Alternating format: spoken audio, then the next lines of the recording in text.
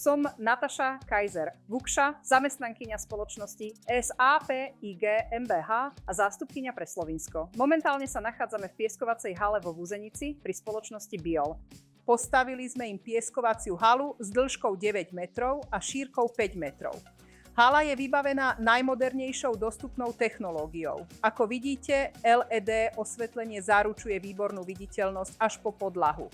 Je tiež osadená podlahovým dopravníkovým systémom, ktorý nepretržite zbiera všetko abrazívo a udržiava ho v neustálom obehu. Hala je vybavená výkonnými filtrami na odsávanie vzduchu, ktoré zabezpečujú čistý vzduch a dobrú viditeľnosť počas celého procesu pieskovania.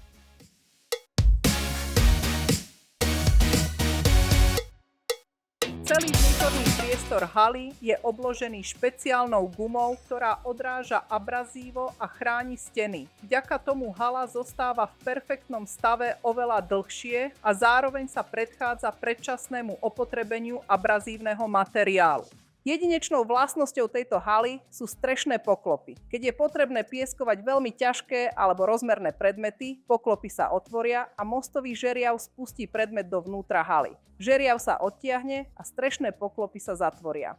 Hala je plne vybavená všetkými potrebnými osobnými ochrannými prostriedkami, vrátane ochrannej prilby a dýchacieho filtra.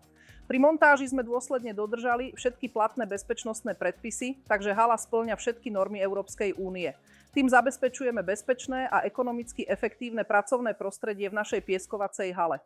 Ďakujeme vám za pozretie nášho videa. Ak aj vy potrebujete pieskovaciu halu, podobnú tejto, väčšiu, menšiu alebo úplne na mieru vášho pracovného procesu, neváhajte nás kontaktovať. Napíšte nám, zavolajte alebo zanechajte komentár pod týmto videom. Z Vúzenice vám posielame srdečný pozdrav a vidíme sa v ďalšom videu.